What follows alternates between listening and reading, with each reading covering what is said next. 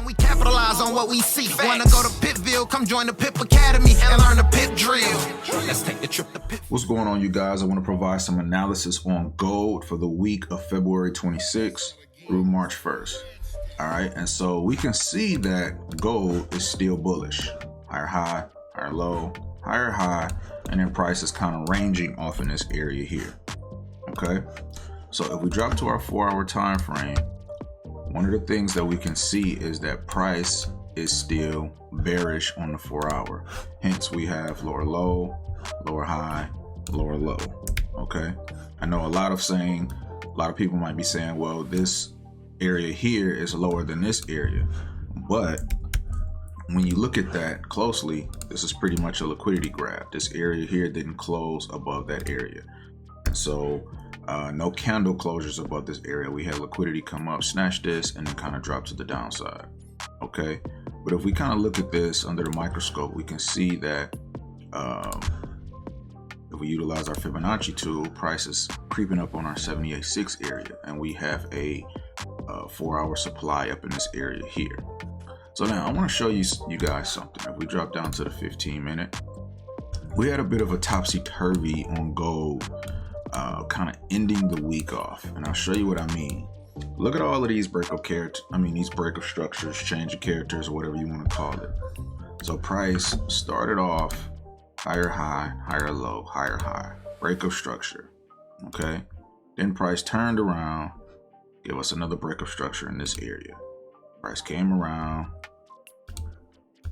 breakup structure here again, came up, and it dropped down. Okay, and another breakup structure in this area right here. So we literally got breakup structures over and over and over again on this particular pair.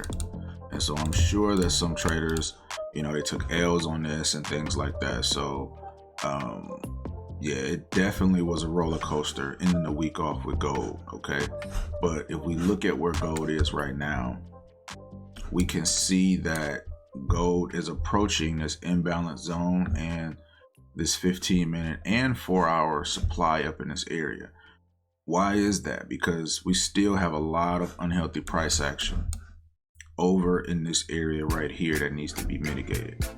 Okay, and so when we kind of break this down in a microscope and we look at this imbalance zone here, if we utilize a tool called, let's see, fixed range volume profile, if we kind of scan from this area, what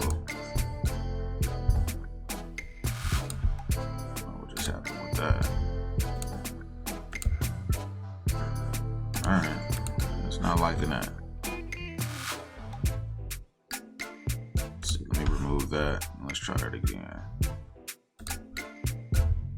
Come here, we scan from here all the way down to here.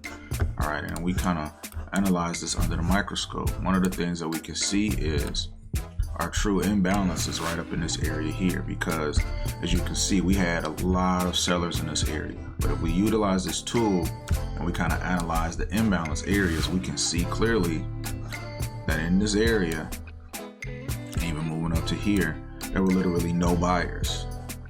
Okay, no buyers in this area. We had 0 buyers. We had mostly sellers to sell off, and then we started having battles and topsy-turvies all up in this area here.